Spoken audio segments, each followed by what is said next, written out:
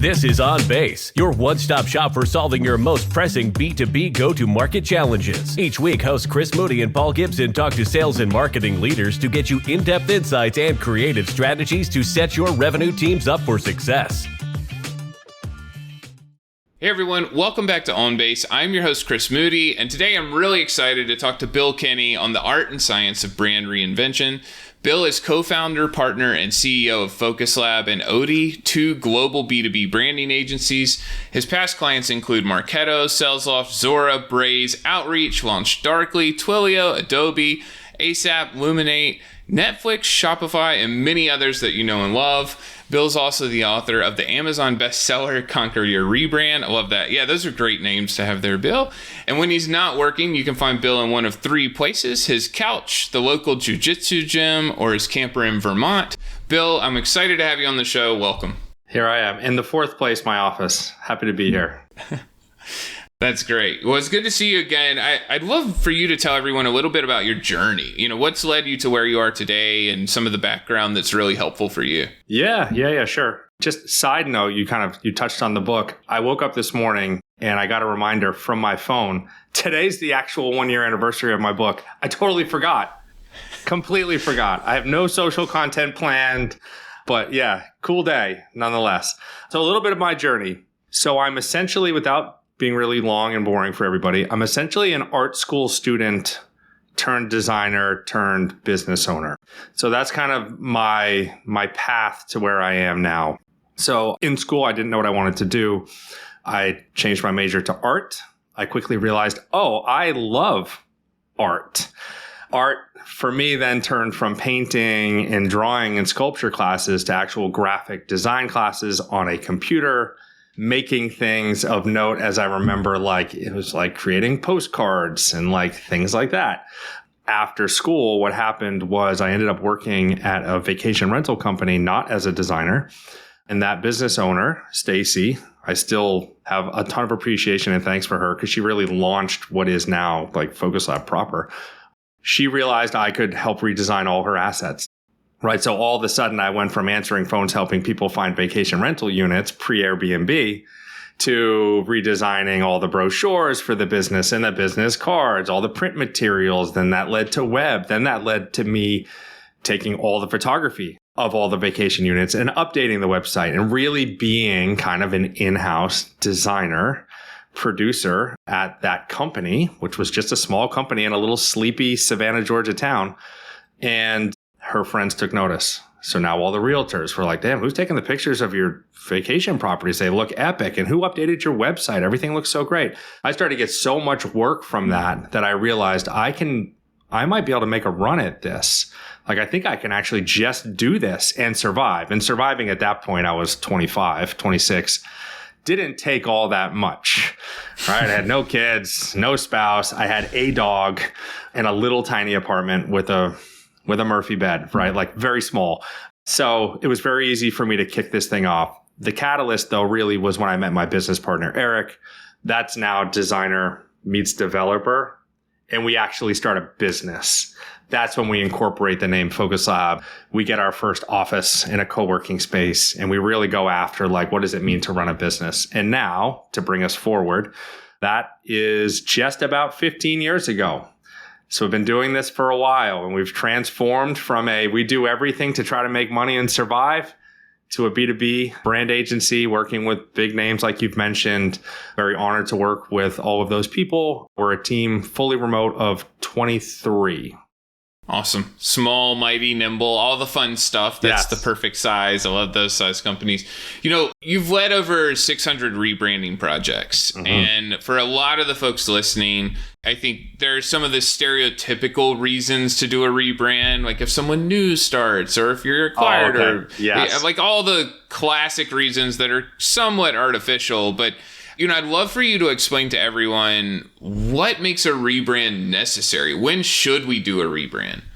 Yeah, I laugh, but also cringe when I see those posts where it's just it's these classic memes. CMO joins company, rebrand. And it's okay, I know why people say that, but there are real reasons that those things happen. So what are the real reasons? There's a slew of them.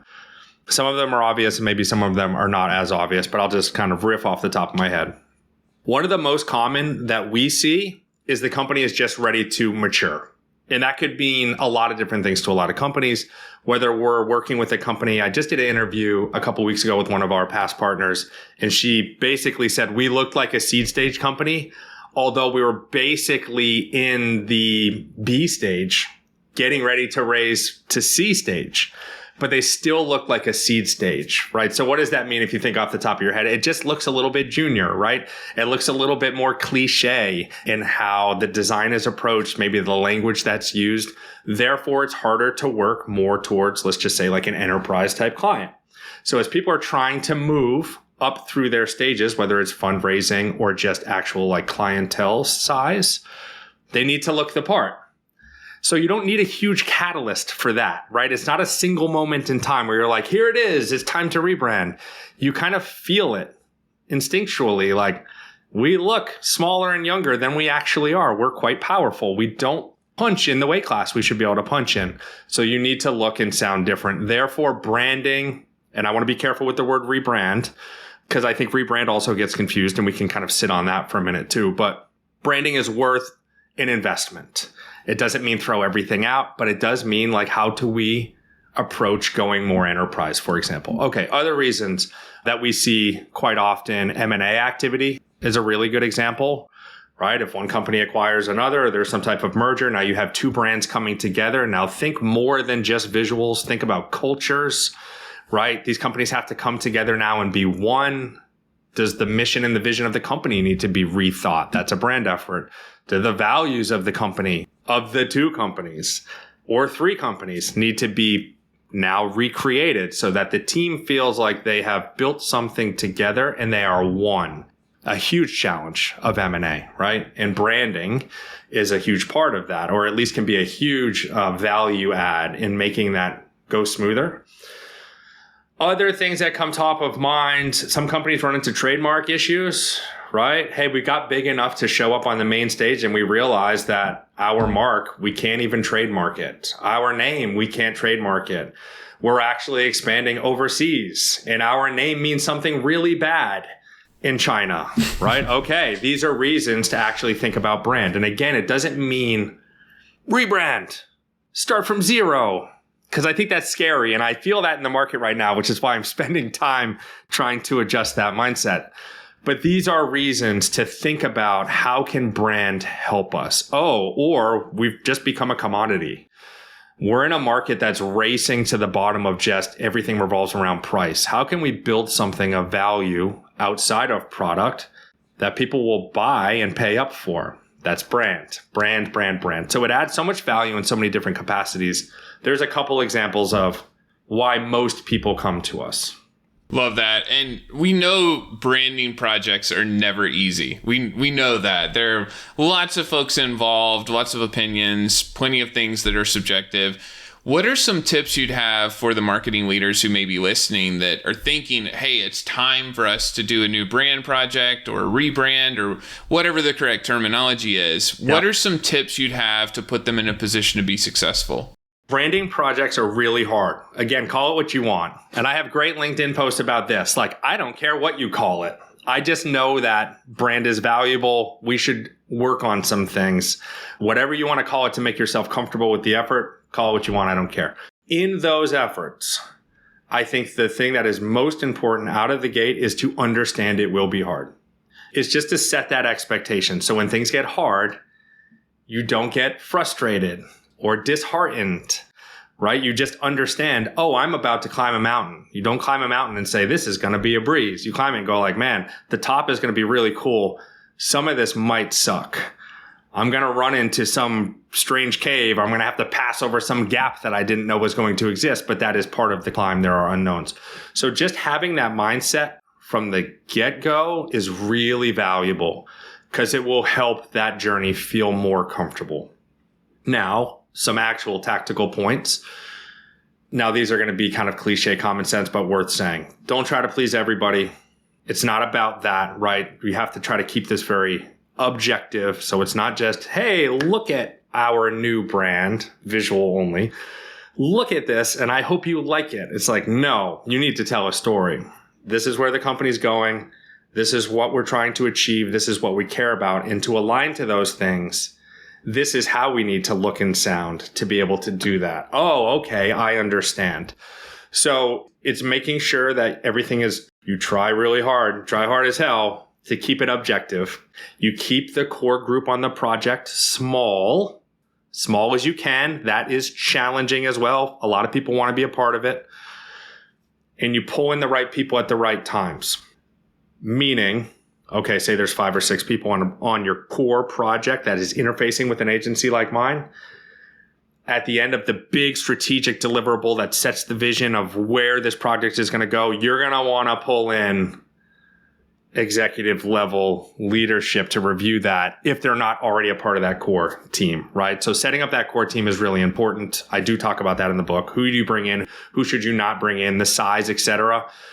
But at the end of the day, the keep it simple, stupid answer to this is like, whoever is going to have the veto power at any moment on that project should be very close to that project. For instance, in a company like Demandbase, right? Big company. I suspect the CEO is going to have a hard time being in every single meeting during a project like this. But with all the power that you have, you need to keep that person close. What you don't want to do is get 9 weeks, 12 weeks in and say like, hey, look what we did. And they're like, oh my God, I don't know that I love that. And those things are natural and they happen anyways, but this is the tip, right? You asked for a tip.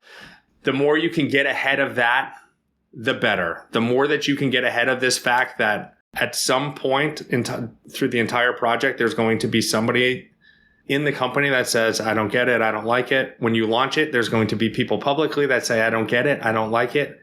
Those things don't matter. They're scary. They'll make you question the efforts, but they don't matter. Think about a company like Airbnb. It got trashed when it came out. It looks like this. It looks like that. All types of things that we can't even say on this interview, right? Like everybody drew their own conclusions. That was very subjective to them. Airbnb stuck with their story of why they created it. They also got hit with, hey, that thing already exists. We found it in logo books from days past, from the 60s, and you copied it, right? I mean, there was so much drama around that launch. When we have people come to us now, and in our questionnaire, we say, what are brands that you look up to, that you aspire to be? You better believe Airbnb is thrown in there all the time. It's like Apple, Nike, Airbnb, Tesla, right? It's all your big names. So the point there is like, you also just have to trust your journey and your decision making and understand, here we go, I'm going really long. The brand is going to be so much larger and different and received through different meanings than what it is when you're creating it. When you launch it to the world, you're going to say it means this, and this is why we did it, and this is what where we're going with it. But like 10 years from now, that brand is going to mean so many different things to customers, good or bad, right? So again, it doesn't matter on day 3, day 10, if everyone loves it and they're like, yes, what actually matters is, do you actually live up to the story that you've told? And are you building something great? And are you delivering a great customer experience and all that? If all those things are true, what the little logo is and the colors and the type and all that, like that pressure will kind of like relieve itself of, was it the best decision ever? Those decisions will now just align to the greatness that is the company and what it's building. But they do all need to relate. They can't be random. It doesn't mean they don't matter. Yeah, I love that. And, it leads to a natural follow-up of how do you help companies keep their heart, soul, the core value?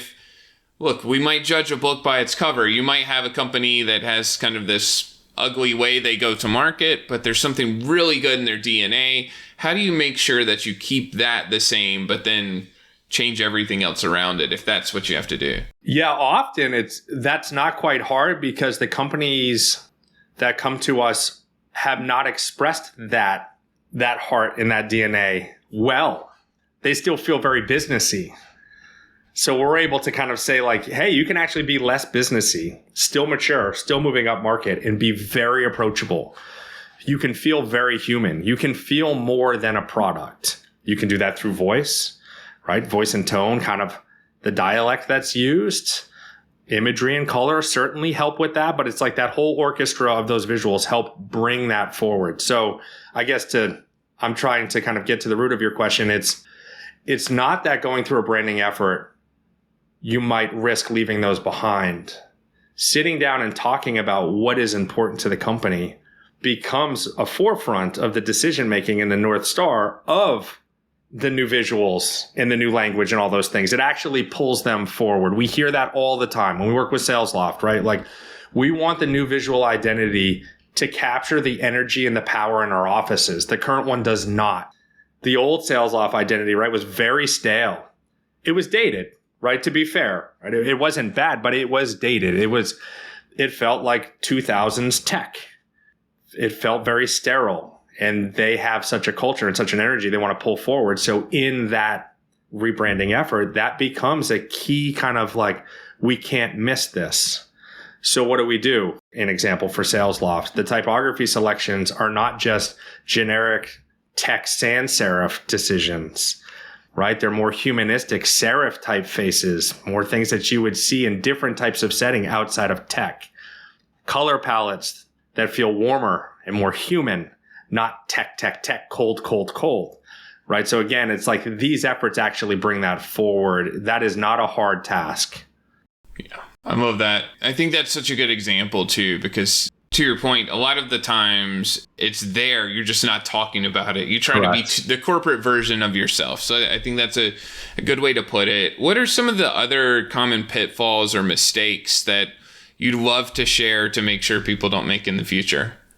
I think some of the common pitfalls are, well, I think kind of what we touched on. It's worth sitting on that maybe for just a bit longer, which is, well, we're in B2B technology. That's the world that you and I both live in our respective companies. We're in B2B tech, therefore we have to act a certain way. I think that's loosening up pretty quickly. I think the market in the industry has become wise to, well, we got to also differentiate. Oh, and brand is actually all about being authentic. We need to be ourselves and we will attract the right customer. We don't need to posture to try to look like we are a certain way to attract a certain type of customer. Just be you, right? We are in a world now where people just want people to be real. We want the truth. We want authenticity. And brands, even in B2B technology, should and can be that. And when they are, they win, right? You see brands with big personality. MailChimp was a really early example of this, right? They had a ton of personality. And because of that, they gained a ton of gravity. It was like, yeah, I guess I could go with Constant Contact or MailChimp and like I could compare features and pricing. I want to go with MailChimp because it feels more like the type of company I would rather be around. It feels like the type of people I would actually spend time with. And we can all say that that's silly. That's not silly. That's actually like, that's how it works. That's psychology. That's how our brains are wired, right? It might even be subconscious and we might not notice it. So I would say that that would be a pitfall that I think the more companies that can get past that, I got to look a certain way in this industry, they're going to unlock themselves. They're going to realize, oh, I didn't have to act that way. The same way I didn't need to show up here 15 years into business with a suit and tie on to prove that I know what I'm talking about, right? I just have to be confident in what I know. I just have to be me and it will resonate with some and it will not resonate with others. That's okay. That's just how it goes. Other common pitfalls, the need to be able to measure everything to prove that it was worth it. That is a slippery slope. That doesn't mean that measurement is bad. Brand can be really hard to measure, especially if you want to get down to the like, show me dollar for dollar, I got it back, right? That can be really hard. But that is also, that's like a mirage. Like if you get so caught up on that, you're going to get lost in the desert and you won't act in the way that you should be acting in relation to brand, and people will just be passing you by because they're like, I just know this thing works. I know going to the gym every day is going to make me healthy. But if I don't have, like, I don't need to have a watch on my arm to tell me every statistic. Oh, your heart rate per day is 1 beat lower. It's working. It's like, no, I know it's working. Right. And the people in the companies that understand brand and the marketing leaders that understand brand, they're able to go forward with that movement, with that investment, and not have to prove every dollar for the return. Because let's be real, like that return doesn't show up for a while, right? Nike doesn't become a company that is driven and led by brand in the first 5 years. It takes 30 years or so. Now they can charge $700 a sneaker. The material costs the same or less because they can get it for cheaper, right? So like to create that effect, it takes a while. So I would say that would be a pitfall. The other pitfalls I can think top of mind would be, well, the competitors are doing this, so we should do that, right? So you never want to chase your competitors, but I don't want to give examples that I think the smart marketing leaders here already know. I want to give things that I see on the day-to-day. Don't go during your branding effort showing everybody around you and your family and asking them what they think. It's not going to help you. I know it feels like a thing that you want to do. I understand it. You want to get other people's opinion. It's only going to make the decisions harder for you. It only complicates the process. Again, try to keep it objective. Trust the process. Trust where you're taking the company, and then put it out there in the market and build on it, right? Like let the experience in the product prove that the visual and the verbal and all these other decisions and the strategic decisions are right, not somebody just looking at a blank piece of paper with a thing on it, right? They can't judge that. Same way they couldn't judge the Nike logo if they didn't know Nike. And you're like, is this an epic shoe company or not? They're like, I don't even know what the hell it is. It might be an airplane company. You can't do it that way. So just like save yourself from that headache. Don't do that.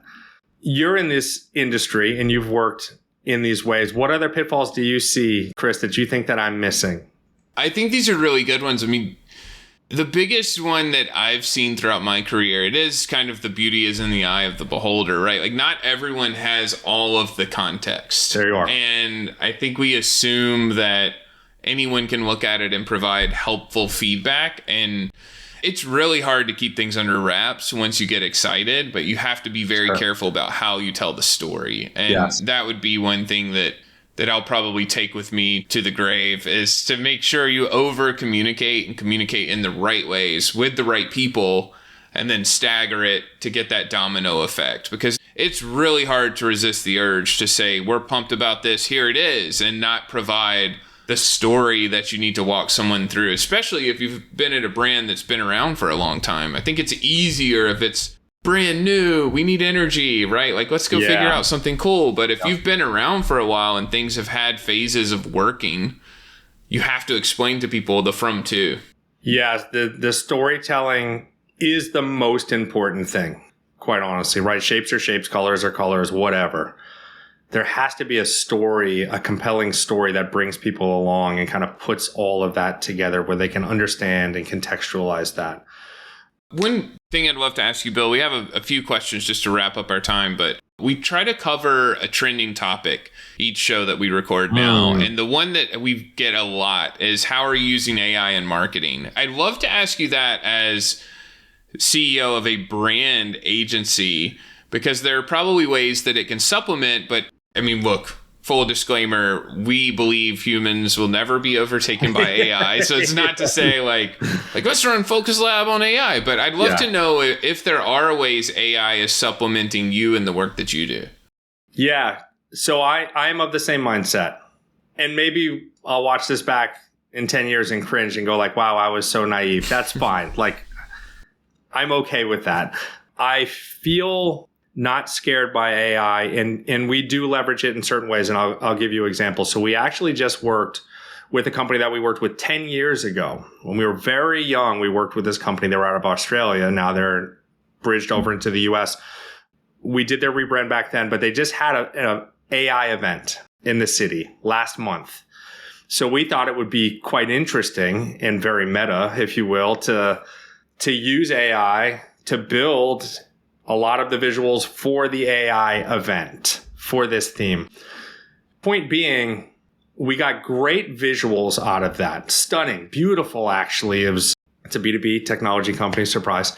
It's a learning platform. And we wanted to bring people forward, but we wanted to bring them in this very futuristic way. So there's these like really great kind of portrait pictures of people, but they're wearing these like futuristic jackets that have all these like LED wires and lights. So it feels real future forward. And like to do that, we would have had to stage a giant photo shoot and like source all these materials. But through AI, you could create that. But you can't just go in there and say like, I'm having an event in New York City around AI and I really want to have like cool futuristic pictures of people. Like you still have to kind of like dream up the vision. So the two things together become quite powerful. I don't think that it's one on its own is like the leader or the only way forward. We created these like really strange organic shapes that were kind of abstracted off of their logo shape and these like really glass metallic gradients, like all types of stuff. So sure, that can be created by a human. It would take a long time though. So it does help a company like mine speed up like efficiency. And it also helps you like spit out things that you didn't think that you weren't thinking too. That's like from a design perspective, that's the fun part for me. If I go into Midjourney and I'm like put in a bunch of prompts and the way that it thinks about that and spits it back out, I'm like, oh, that's not at all what I was thinking. But there's something cool right there actually that now gave me another idea. So you get this little bit of this like loop effect that can happen. I just look at it as another tool in the creative process.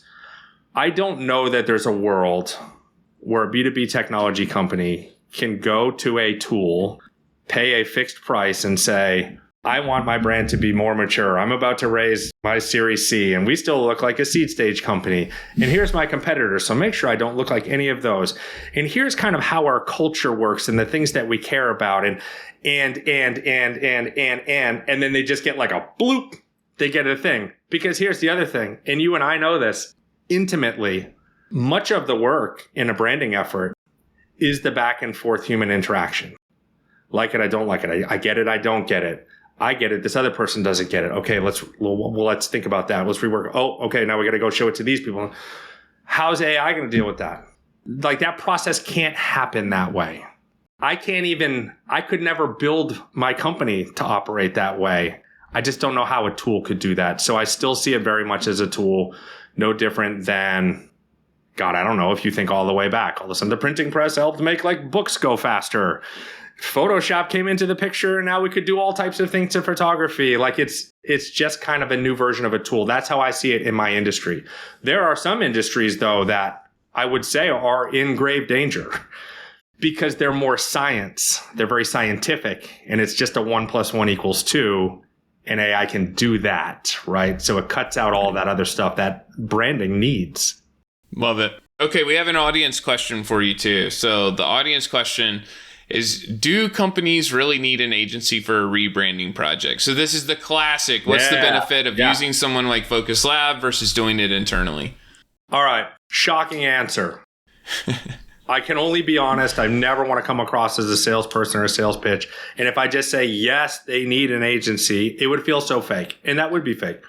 The answer very directly would be like, no, you don't need an agency.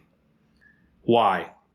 Well, some companies have a deep bench of creative players that have the time and capacity, experience, and skill to pull that off. And we've seen it in the market, right? There are some companies that do their rebrands in-house, and it's fantastic. I'm not scared by that. I celebrate those companies. Like, great job. My goal is just to bring brand forward. I want people to know that brand is their way forward. And if they pull it off in-house, good for them. I just think there are less companies that are able to do that. And I think it is harder. Therefore, I'm not scared of that because there's going to be plenty of work in the market. And most people will need an agency. But to answer the question cleanly, do you need an agency? No. But most do. So kind of yes. Yeah, I love a great it depends answer. So well done there. And then, we have a survey question too. So we love to ask this. Your perspective is interesting to me running an agency. So the question is, what's the biggest challenge in B2B marketing? We have 6 top choices. If for some reason you're like, no, there's one you're missing, feel free. But here are the 6. So number 1, aligning sales and marketing. Number 2, adoption of account-based marketing. Number 3, personalizing at scale. Number 4, creating engaging content. Number 5, measuring return on investment. And number 6, orchestrating campaigns across channels. So if you think B2B marketing, which one screams biggest challenge to you? Let's go through process of elimination. I do not think that creating engaging content is hard.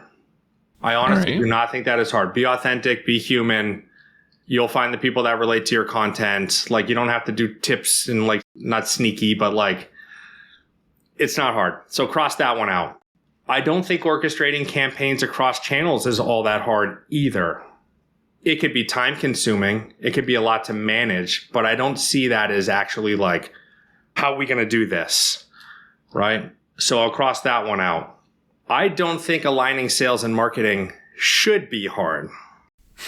I think that it probably is hard for companies, but I don't think it should be as hard as maybe they think it is.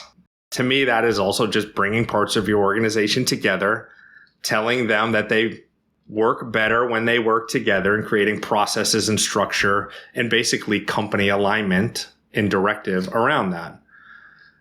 I think things that are hard is measuring things. That is really hard, especially at scale. So that goes back to the point of like what's worth measuring and what's not. You see people like Dave Gerhardt. I'm more aligned to him on the measuring point than not, which is the like, if you just try to measure everything, I think you're losing the greater picture, right? You get stuck in the weeds of numbers and all of a sudden you're kind of like off over here in spreadsheets when you should be out over here in front of your customers, kind of doing your best to relate to them and personalizing content, etc. So measuring's hard. That personalizing at scale one kind of jumps out to me. I could see that as being nearly impossible. Yeah. How do you make something personal at a massive scale? How does Apple try to personalize at the scale? That takes a lot of thought. That also takes you realizing that you can't personalize to everybody, right? So carving out what your niche is, understanding your category really well. You know, when we work with people, we create these audience messaging frameworks and we ask them who their audience is. And often it's a lot of different people. And I understand that. But I think to the best of all our abilities, my business, the business you work for, et cetera, like we should try to figure out who we're really trying to speak to if we want to be able to personalize like that. Or you run the risk of just saying nothing to everybody, right? And that's what we're all scared of. It's truly what we're all scared of. So that would be my pick of the list. No, I like the process too. Process of elimination. So great stuff. We're in the lightning round. Very quick answers here. And then we are completely done. So the first, You mentioned Midjourney, but we always like to ask any tools or tech that you'd recommend to our listeners. Oh, gosh. All right. So you got to understand, and I already said it, like art school student turned designer, right? So my tooling is different than what a lot of the marketing leaders here are going to listen to. I mean, Figma is everything for us, right? We live and die basically in Figma these days. Props to Figma. I mean, they came up out of nowhere. If you kind of think about it, Adobe has owned the space forever. And Figma's everything. We are huge in Slack. That's basically our culture keeper. We're a remote company. That's also kind of everything for us. Those are the two that come to mind. Love it. We also like to ask good reads or listens. So any book, blog, podcast, newsletter, video that you'd recommend to our audience. Yeah. All right. So I had not been reading much this year, but man, I went on a book reading spree for the past couple years. Tons of books. The books that jump out to me, my three favorite books, let's see if I can get them right. Daring Greatly by Brene Brown, a book about how to live with courage. This one's not for everybody. Can't Hurt Me by David Goggins. Man, he's got a bad mouth, but that's a book about drive and perseverance and doing hard shit, Navy SEAL kind of stuff. I actually don't know if he was a SEAL specifically. I should know that now that I'm recommending the book. And for me personally, business books, two of them that I would call out. I really love the book Traction. That's by Gino Wickman. For the people that are familiar with the acronym EOS, the Entrepreneurial Operating System, we as a company run on EOS and love it. And there's a book by Simon Sinek, that's the name everybody knows, called The Infinite Game. I really loved that book too. This idea that like, there's no end to what you're building. The game is infinite. And adopting that mindset also keeps you in a healthy state. So you're not frustrated by the fact that like, I'm not closer to the point I'm trying to get to. It's like, no, when you get there, there's a whole nother football field after that. Like there's kind of like, there's no touchdown. There are just thousands of yards to go. That's really helpful for me as a business owner. Love it. Love it. And we also ask good people, who inspires you that you think we should bring to the show? Oh, Wow, that's a tricky one. I mean, I can't throw out big names. I guess I could. I do love Simon Sinek and the content he puts out. You should probably try to get him on the show. I don't know if that's a practical name to throw out there.